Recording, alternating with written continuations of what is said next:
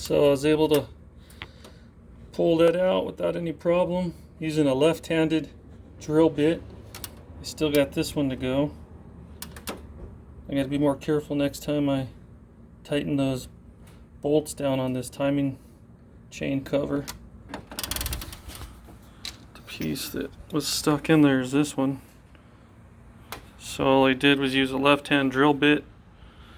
It's amazing. Somebody told me about them, and it just pulled it right on out. It's crazy. I just put it in reverse using the left-hand drill bit, and boom, came right out.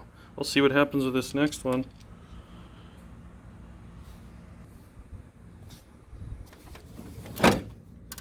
Slowly but surely.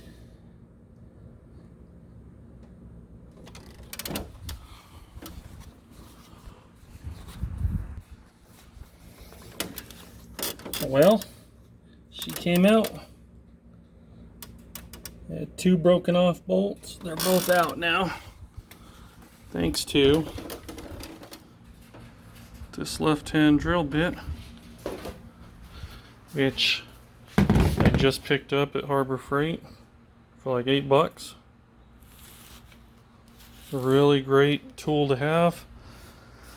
I also have these extractor tools, but I'll tell you the truth, these left-handed drill bits work better than these. Plus you have more sizes, cheaper. You break one, it's not going to be a big deal. So I just went back and forth between two different sizes.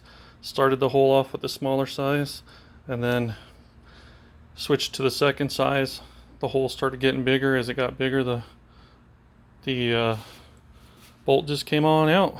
So anywho, back to the timing chain cover and getting it put back together, and this time not tightening it down so damn tight where it breaks off my bolts.